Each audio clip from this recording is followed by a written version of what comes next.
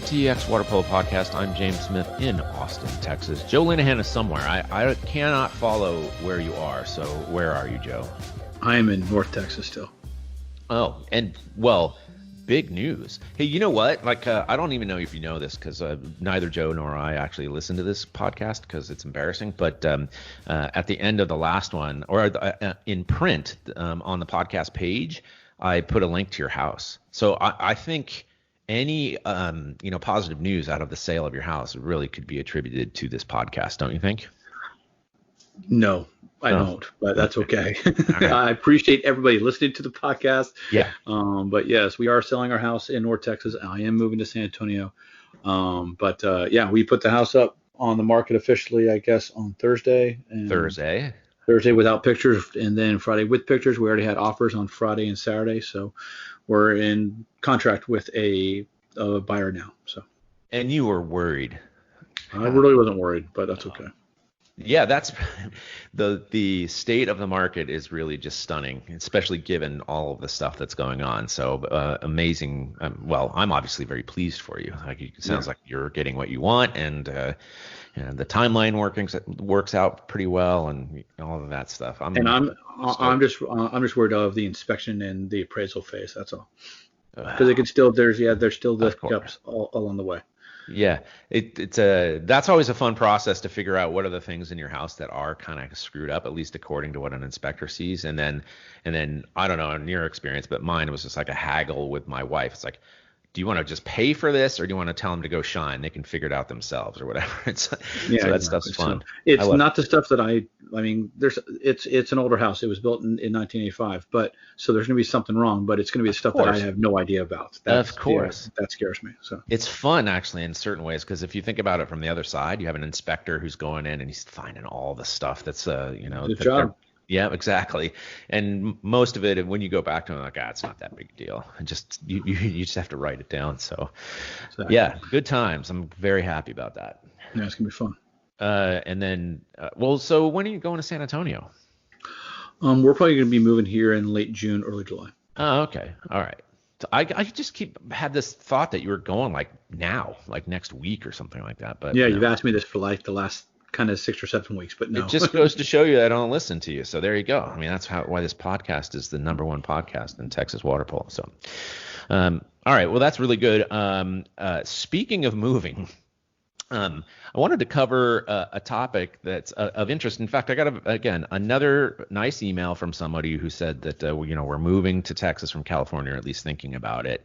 It was very nice, but it was also sort of indicative of what we usually get. I don't know if you get the same kind of thing, but I get these emails or voicemail messages that say, we're thinking about moving to Texas. Which high school should we go to? I'm laughing because it just seems there's a couple things. We should educate people a little bit about what it's like to come here, not just for water polo, but maybe even a little bit more.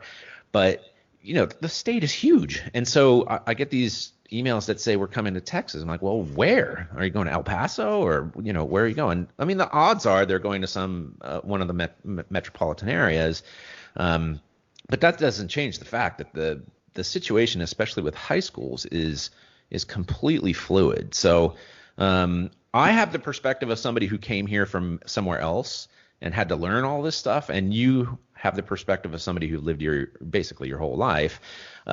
So for me, what I would suggest to those who are coming to the state, and maybe even in particular from California, since that's where I came from, was first you got to know where you're going to go.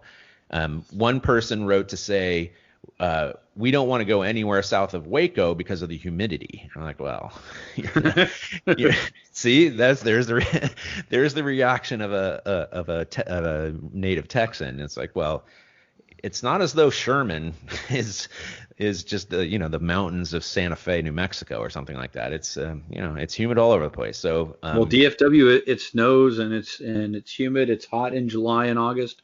So it's hot everywhere in Texas in July and August. So yeah, I've been getting some of the same calls and emails and such, and these are very nice people, and and thank you for listening to the podcast, people. But totally. It's one of those, you have to have an idea about, do you want to move to North Texas? Do you want to move to Houston? Do you want to move to San Antonio? or Austin. And then,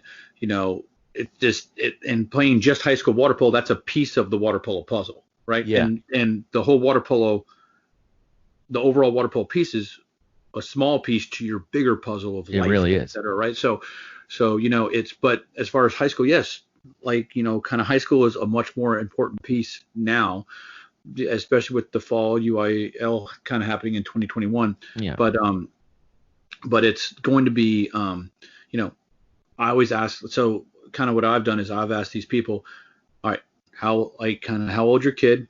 Mm-hmm. How long have they been playing? Do they play club water polo? And then are they in ODP, just to get an idea about what level their athlete's at? Right.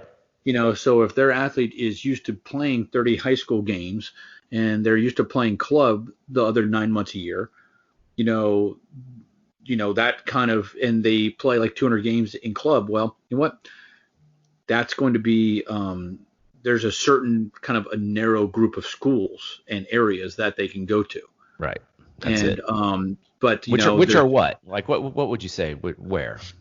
I mean, try not to offend anybody out there, but there's a few pockets in North Texas, right? Mm. And then there's a couple pockets in Houston for right now. Yeah. Those are probably the best areas to play high level high school water polo and to have the year-round club as well. That's the thing I take away from these conversations most of all, is that, and it often will lead with which high school should we consider. And again, having grown up in California, I think I understand what they mean. It's like, well, Newport Harbor, you should move there. That's because they have an insane tradition of excellence, or something like that. And here, there's clearly teams. We're doing Best of Texas, for crying out loud. So we're talking about programs that have had success over decades, but it's more fluid than that. And there are just fewer teams, like a lot fewer teams. Plus, traditionally, the high school water polo season in the state of Texas has been between 8 and 9 weeks long. So it is, like you said, exactly right. It's a small part of your water polo experience. And so maybe you should look for a club more than you should for a high school. I'm not entirely certain, but that's what comes to mind. Well, I almost think even in Southern California, where's the club? Where's the best club to go to? And my kid wants to make the Olympic team. So I'm not just going to go to a club that just started last year. I'm going to go to a club that's maybe a little bit more solidified in their development. And then after that, you might kind of look for the high school. And I mean, so there's a lot of different ways to do it. It's just, if you are looking to come to Texas, which is great, I do believe that water polo is going to come back everywhere, hopefully sooner rather than later. But don't just move just for water polo. So I mean, take a bigger kind of picture approach. So I have two things to say about that. One is that the high school experience is actually maybe lower than you think it is. Let me back up a little bit. Like, I appreciate those who come to the state of Texas because they love the state of Texas. Like, I think there are some, and it's not necessarily the water polo community that I've heard from, but others, that are associated with my wife's work or whatever. And like, oh, we're moving to Austin. And why? Because we like lower taxes. That's awesome. And it's basically like living in the Bay Area, except it's in Texas. Like, okay, I think you're coming for the wrong reasons. So that's my opinion. But, you guys do what you want to do. But the high school situation is just different because it's so fluid. And the UIL decision is just huge. It's gigantic. I mean, we don't even know what the repercussions are. So there might be double the number of high schools that offer water polo, but that's just not been the case up to this point. Yeah, I mean, there's a lot of questions, and great. Just kind of come to Texas. You can buy a house for a third of the price and 3 times as big from California, right? Yeah, that's what Justin Tudwell said, right? So, and there's a lot of very good things about Texas. Yeah, so please come. And like the economy is going to be strong here. I don't think there was a huge dip in the economy back in the late 2000s. I think Texas is a very kind of a resilient state. Of course, we're kind of based on oil, so that's a different podcast. But it's going to be one of those things where, the opportunities are going to get bigger and better for water polo here. We probably need a little bit more information as opposed to what is the best high school. Right. And just to sort of, I guess, provide a synopsis, it's basically North Texas again, and that's basically Dallas and North, and now Fort Worth, I suppose that we can include them. Austin, San Antonio, which is considered a corridor, and Houston. And those are the places that the sport is at its strongest, let's say. But not to say that it won't grow elsewhere, but the geography matters. So, I'm assuming that a lot of people who are contacting me, contacting you, might have remote jobs. In fact, I know somebody for a fact is coming to move to Pflugerville, close to me, which I'm excited about. But and this person can work from home. Great. So, but then you have to still determine like which one of these major areas are you going to go to. Exactly. Listen to Joe. He already bailed on North Texas to go to San I'm Antonio. not bailing on North Texas. There's actually North Texas is very, very strong with lots of good clubs and lots of good people. So yeah, do not put me in that hole there, please. Okay. Of course, my preference is that you move to Round Rock and join this club called Aquatex, but we can talk about that another time. All right. Speaking of whom, so let's go over there are some new teams that are hopping back into practice, which is very, very good news, at least as far as we're concerned. The ones who have already started are my club, Aquatex. We talked about Pegasus, Sigma, which if you have any updates about them, that'd be great. I don't really know what's going on, but they're a brand new club. It's not a brand new club. It's a brand new water polo program up in Fort Worth area. Triumph down in Houston and Southside down in Houston. Those are ones who have already begun to work out, but there are some more, right? Yeah, so I believe Zilla started a couple weeks ago with some in-person dryland sessions. They also started getting in the water at a lake where they had their beach water polo tournament last August. Cool. Yeah. And there is a caveat like in the USA Water Polo insurance that said no open bodies of water. Huh. But because they already had that on their insurance previously, because they had used it previously as a practice location, right, and a competition location, they can use that as a current practice location and be insured. Cool. And and then I believe they're starting back at their city pool here this current week. And then Storm is starting this week. I talked to Coach Edwin last week, so I'm excited about that up at the Woodlands. They're starting. And who was the other club that we talked about? Aquaswift. You should tell people about that. So Aquaswift is the Bernie Sea Bears are turning into Aquaswift. So Aquaswift is the year-round swim team in Bernie. And so they're going to be combining. So the Bernie Sea Bears, who used to split time with Aquaswift, are going to be kind of starting their own water polo arm of Aquaswift. And I believe the Bernie Sea Bears are just going to be folded right back into them. And I believe they have a camp the next 2 Sundays. So the 21st and 20th of June. So It's going to be exciting. The camps are for all ages, and I think this is how they're trying to get things underway, right? It's just a couple camps before they start like some practice schedule. Yeah, I think they're going to be doing some camps here in June and in July, and then I think their aim is to get a full-fledged club going here in August. Okay. I have a feeling I know who might be at those practices, Joe.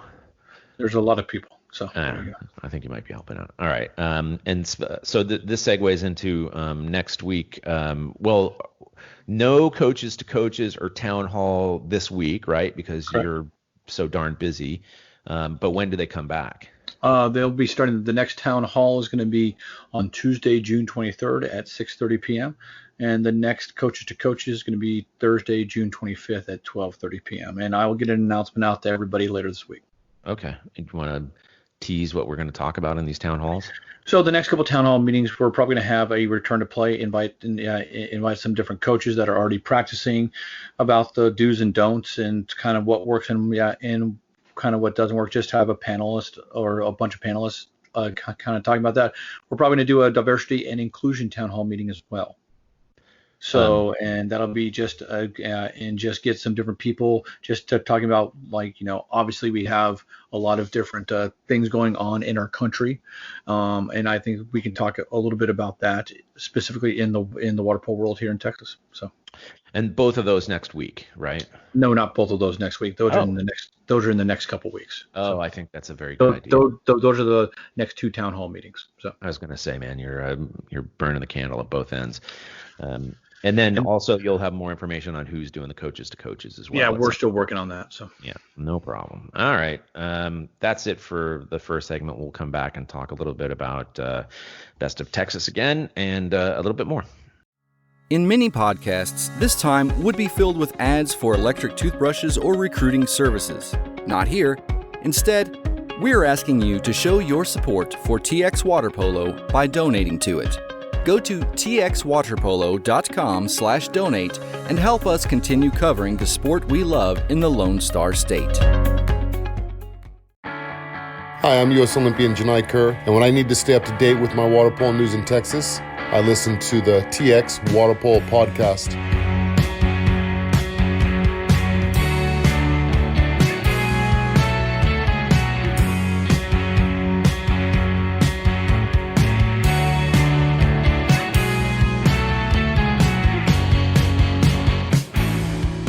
James and Joe back with you. We just covered a couple topics like what it would take for you to move to Texas, our advice.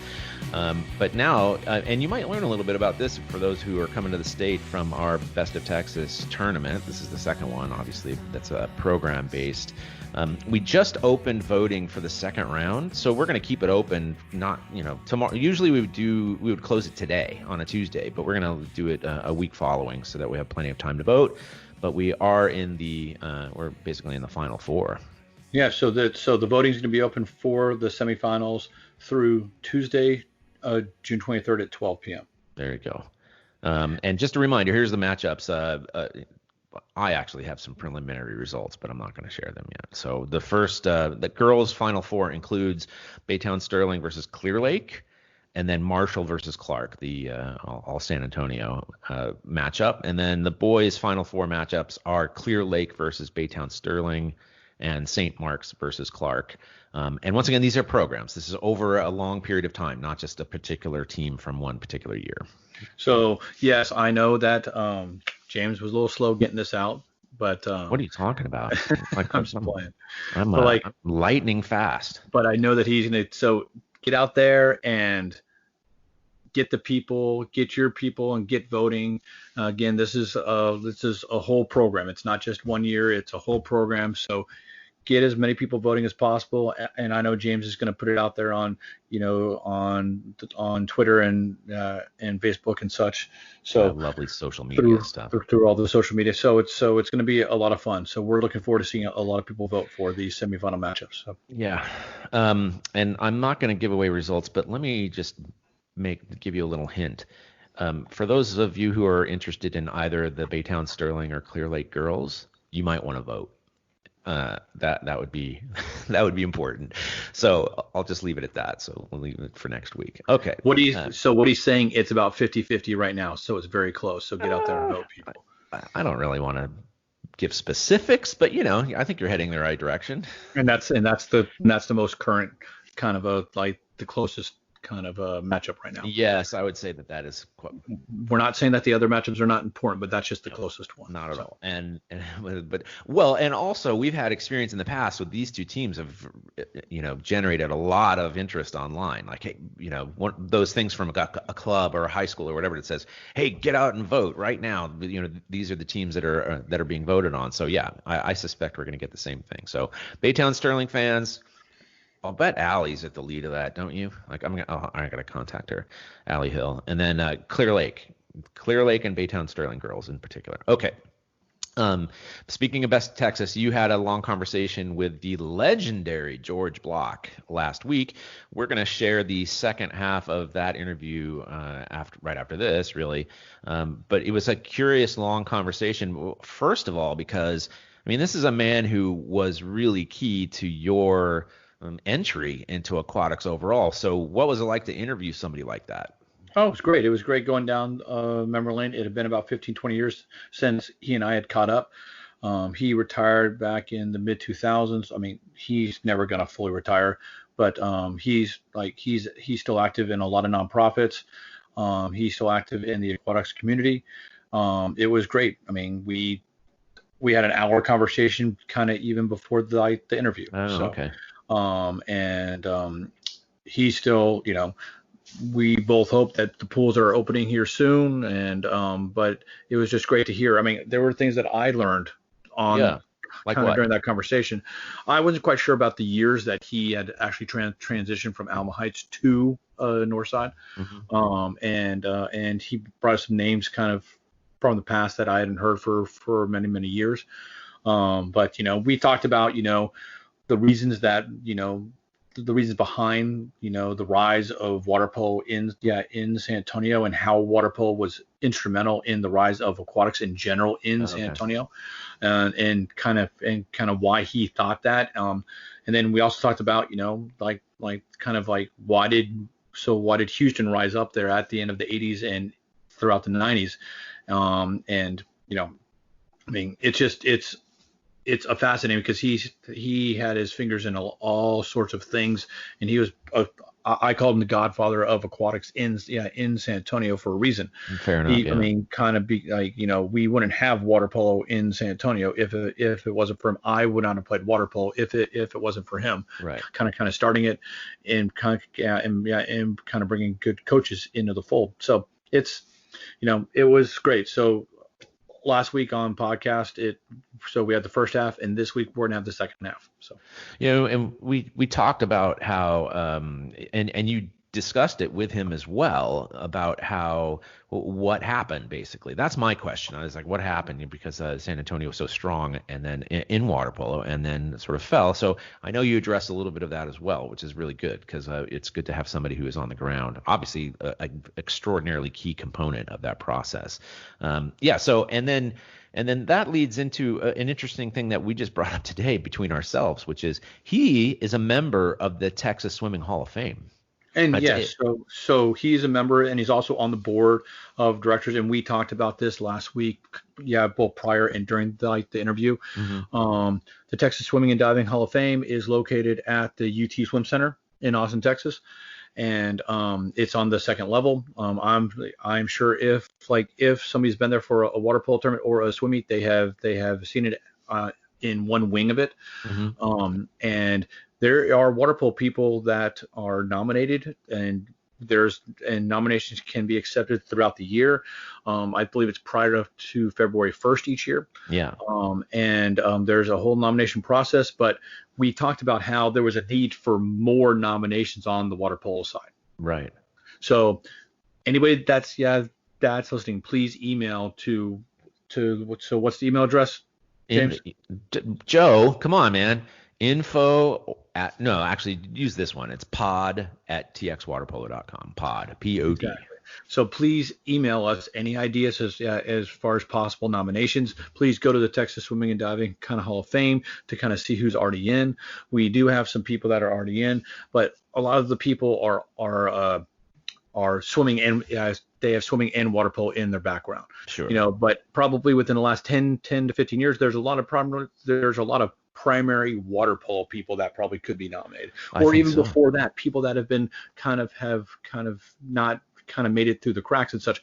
Great players that went off and played at the university level, kind of from the 70s and the 80s. Right. So there's a ton of really high quality people. Please let us know. We have been talking about the history of water polo, so let's get the word out and let's get some more water polo people nominated. Totally. This is something I didn't even know about. I'm familiar with the Hall of Fame, especially since Jill Sturkle is part of my program. She has a kid who plays for me, and she's helped actually coach.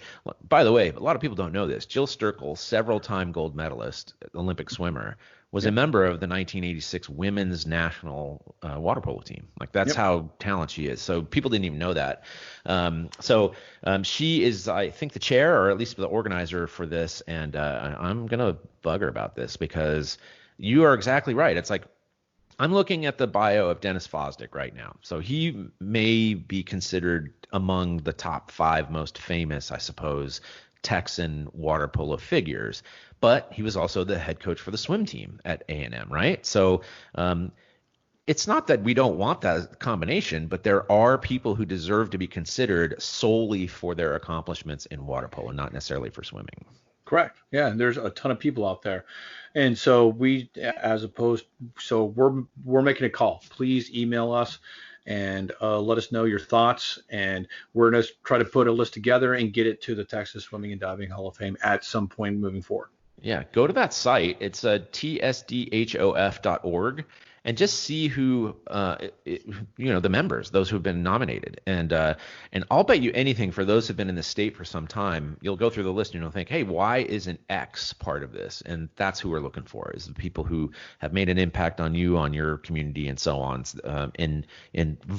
For the majority of the time in water polo. So that's what we're looking for. Okay. Exactly. Yeah. When we come back, the second half of Joe's conversation with San Antonio legend George Block.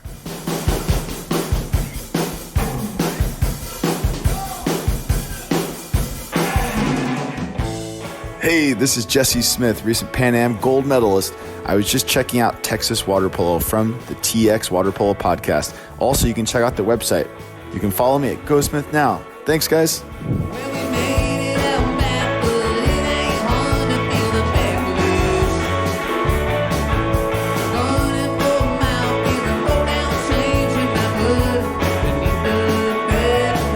Some of those great San Antonio teams, so what did they have that was better, besides demographics, that was better than like the Houston teams? I know they could swim, and I know that they had the fall season, they had the spring season, there was an age group program. So, I mean you had built that up. We did all that. We had, the sort of the real fall season and a little short spring season.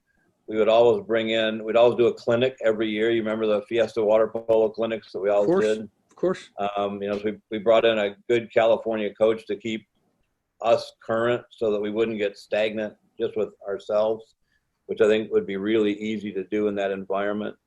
We had really good coaches, either from really good polo coaching backgrounds, like Kurt Swanson, and hopefully his Holmes team that was undefeated would be one of the all-time teams. They were in the best of Texas in the top 16. So I think the closest game they had all season was 10 or 11 points. Don Boyd came in with a lot of coaching experience. We had a guy at Marshall named Mike Phelps who had played high school in California at a pretty high level and then swam at Indiana. Debbie Starr played college at A&M. So we had a lot of experience, a lot of good coaches, and that created just a lot. Having everybody in one pool is sort of a disadvantage. The advantage is it makes it almost like a university academic department. There's so much sharing of ideas, and we had a guy from Michigan named Tom Topolsky who was just a freaking genius, and especially a genius at coaching girls. And he came up with some sort of, the ways that train girls to shoot so they wouldn't shoot like a girl, and some exercises. Can't say that anymore, Coach. You can't say that. So there you go. Yeah, but I just did. So you can edit that out. But he had all sorts of great ways that just developed some really good women shooters. And he was just brilliant, and the girls really responded to that. And so I think a lot of the magic was just having all those really good coaches in one room watching what each other was doing and sharing ideas. Yeah. And and as we know, sometimes coaches get a little bit too protective of their stuff and they don't want to share. And I remember, Clark I went to Clark. So Clark is practicing and the Marshall is practicing, the coaches are talking and they're sharing different things, but then we play to try to go to state the next weekend, So exactly. I do remember. And you mentioned Debbie Starr. I remember Debbie Starr was my age group coach in 6th grade. My age group coach in 6th grade. But I do remember that, I don't know if it was going into my 8th grade year, but that the age group team was stopped. Well, there's nobody to play it after a while. At first, Heights kept their age group team going. When Paul Bergen was the head women's coach at UT, he was also in charge of Longhorn Aquatics. And so the Texas women played polo, plus all of Longhorn Aquatics played polo. And that was a huge club. And so, they could put 20 teams in the water Yeah. And, we could bring up 4 teams and Heights would bring up 2. It didn't take too many programs, and you could have a pretty quality age group tournament. You could play a lot of people. But I can't remember under which coach Heights dropped, and then once Bergen left, it just sort of petered out at longer. When the coaches who worked for Bergen were all gone, water polo left. And so there's just nobody left to play other than play inter-squad. Well, you'd be happy to know we had a tournament this past January. It's called the Dare to Dream over MLK weekend. It was in Houston. We had 25 teams, all 12 and under. Wow. And with I think it was 12, 13 different clubs. So, and that was up from about 9 or 10 in the previous year. So we're hoping to get that to be 30 or 40 teams here soon. So again, just kind of grow the base, right? Just grow the base and get as many kids playing as possible. And, but then, also during high school, I think that, we used to have the fall season and then also the spring season, but then, I know that they shifted the high school swimming, then the spring kind of high school season kind of went away a little bit. I don't really know how the spring, I think when they were trying to sort of force the fall season, then the spring went away. When the UIL shifted the seasons, that really caused a lot of the sort of a mess, and not enough time for a fall season, not enough teams wanted to play in the spring. Yeah. No, but it's just, and so what we're talking about is the high school swimming state used to be the middle of March. Then it got moved up to the middle of February. Third week of March, and now it's second week of February. So it got moved up quite a bit earlier. So, and then that also then kind of moved up a lot of club swimming from that might have started in early May to mid-May to the beginning of April and stuff like that for long course season, stuff like that. So it just kind of shifted a lot of things. And that was one of the primary reasons if we fast forward back into late 2000s, kind of moving the spring and then the rise of the number of teams kind of throughout the state. So. Are you familiar with the Florida seasons, the way Florida does it? Florida, off the top of my head, they have changed a little bit, but I believe that they play high school water polo in the spring. Right. And what they do is they start high school swimming first day of school, or even a little bit. They start whenever football and volleyball does. Of course. Yep. And they have their championship right around the second weekend in December. And then they play water polo then from sort of the day after Christmas until the first weekend of spring break.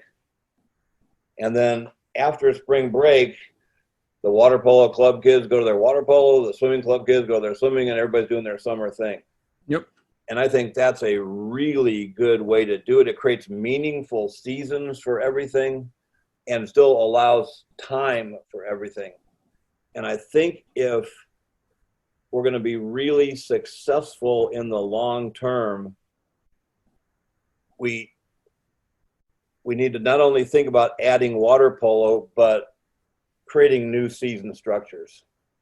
Oh, really? It's really hard in anything that you do in life to just add stuff. You also have to subtract something. You have to create room for the new thing that you're adding. You have to adjust and adapt and such like that. So yeah. You have to move forward. Every addition requires a subtraction. Just otherwise your life becomes too out of control.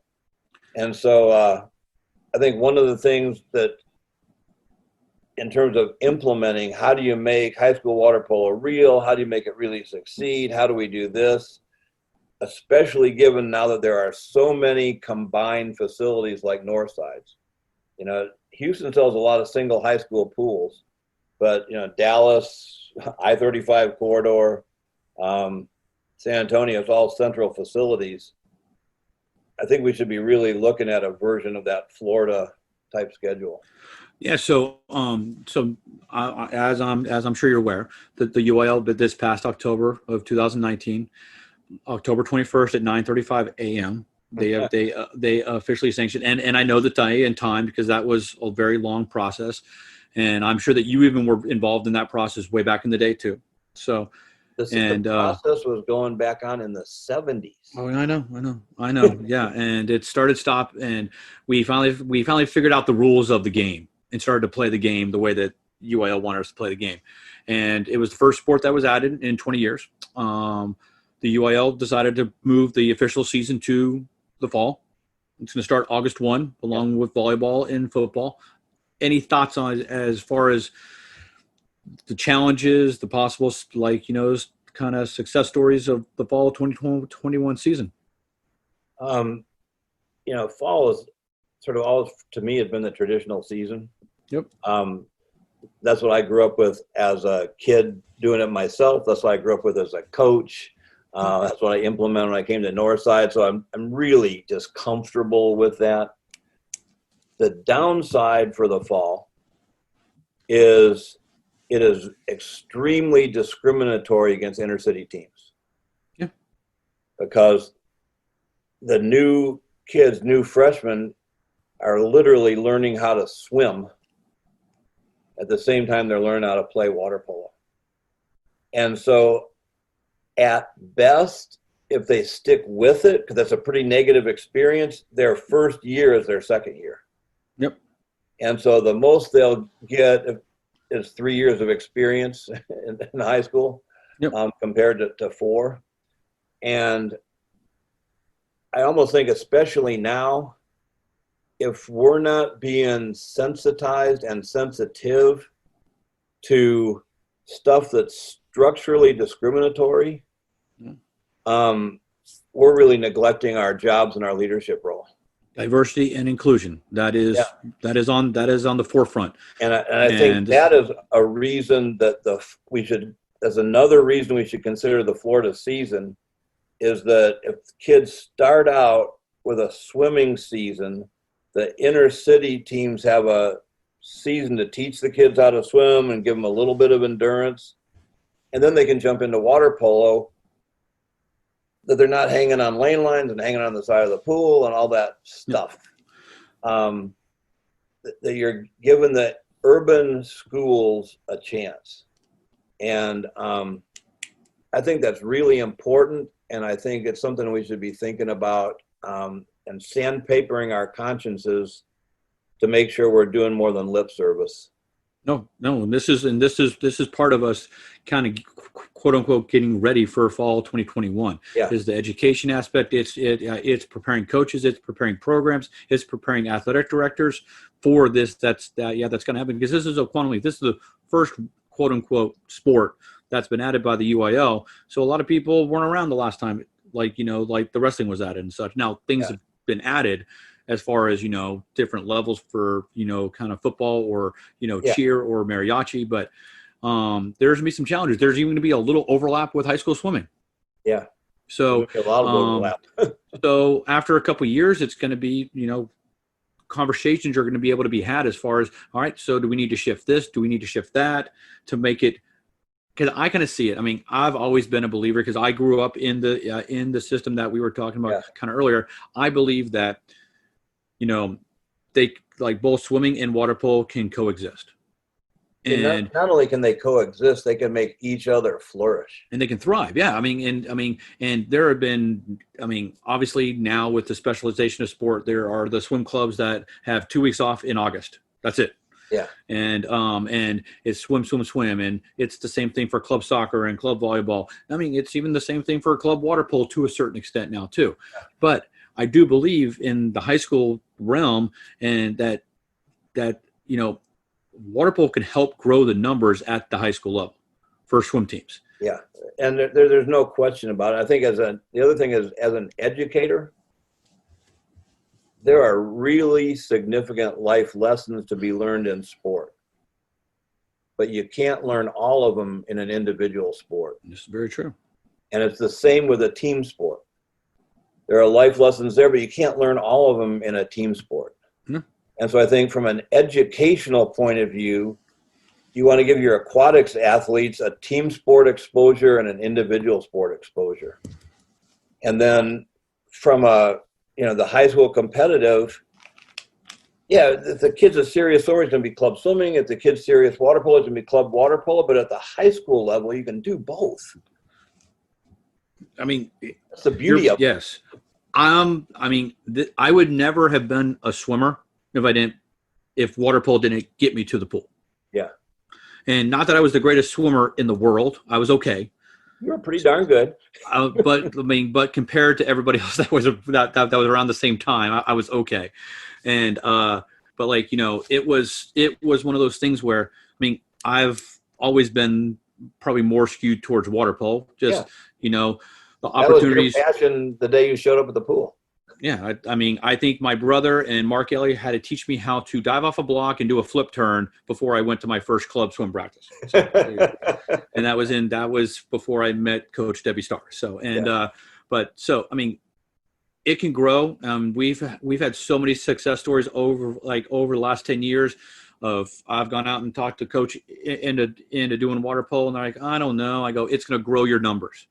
And it just brings a different type of athlete to the pool that can make great sprinters. And how do you win dual meets? And how do you win state? Sprinting and relays. Yeah.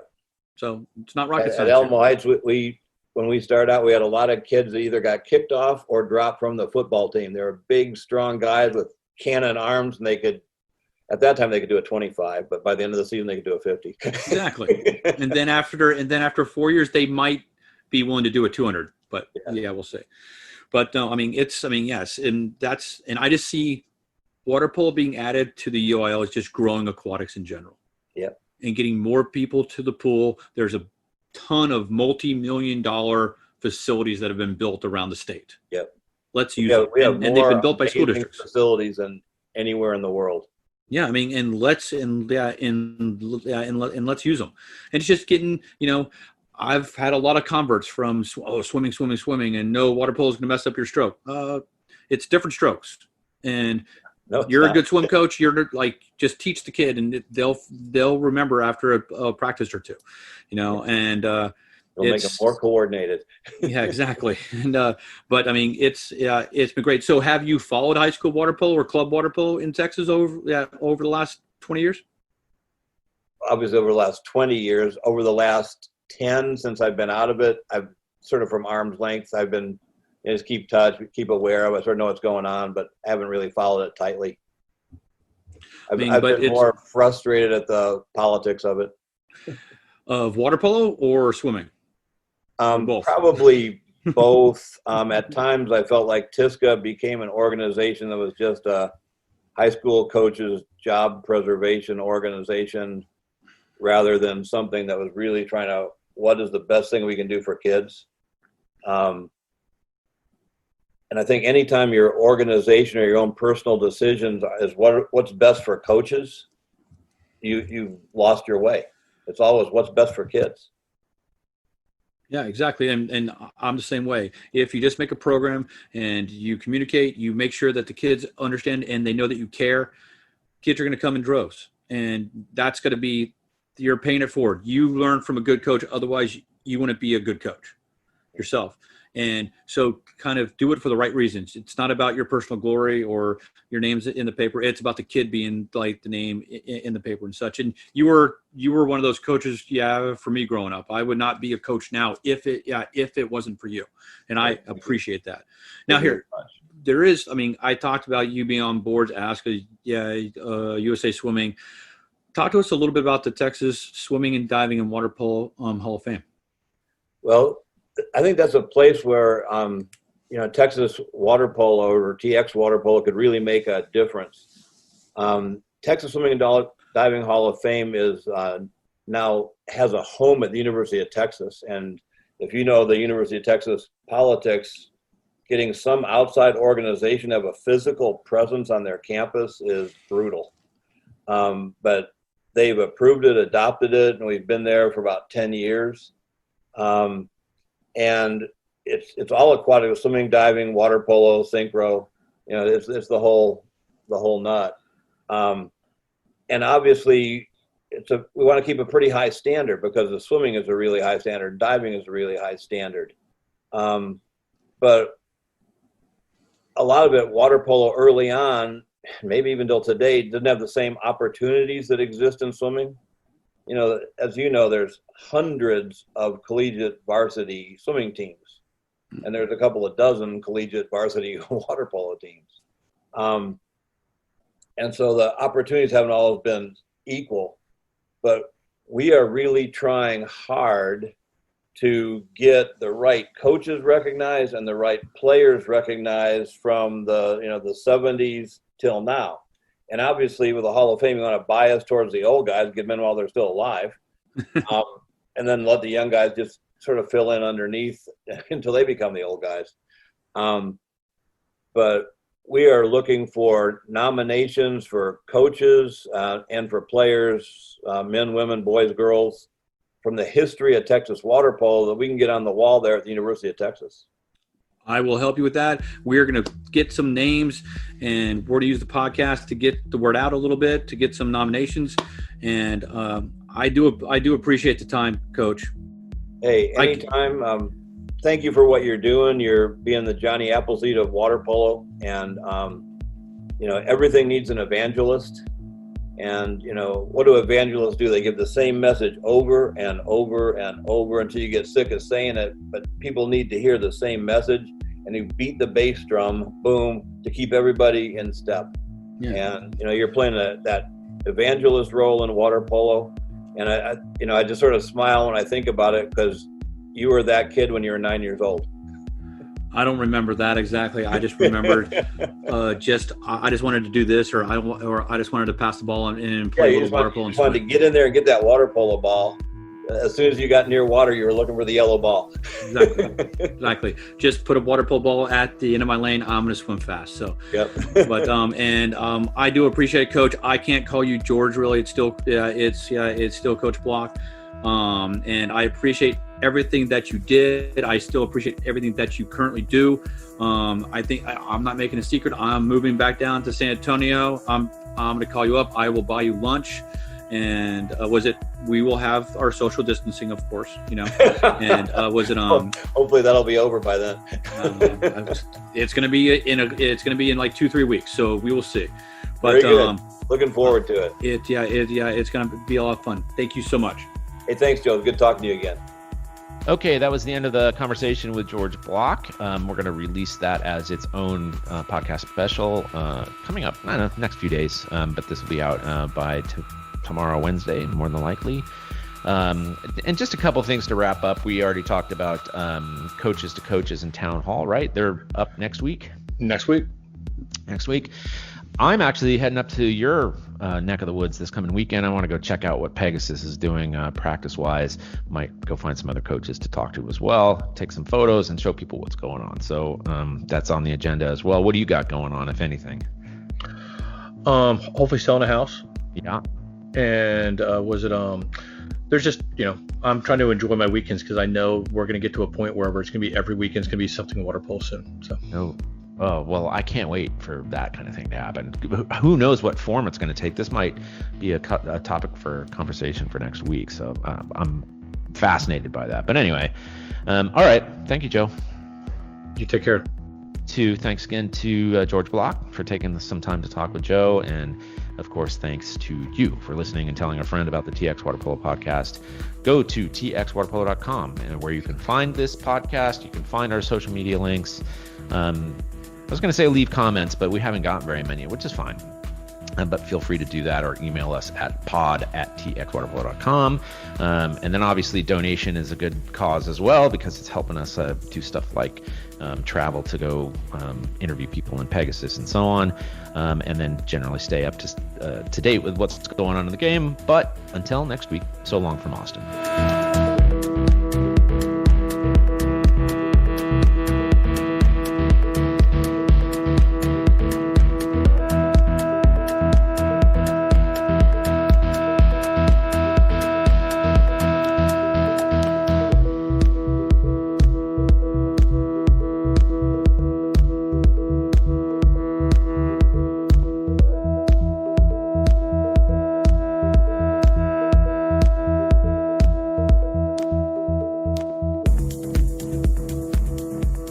This has been a production of TWP Sports LLC. My dog is scratching at the door. I can hear him.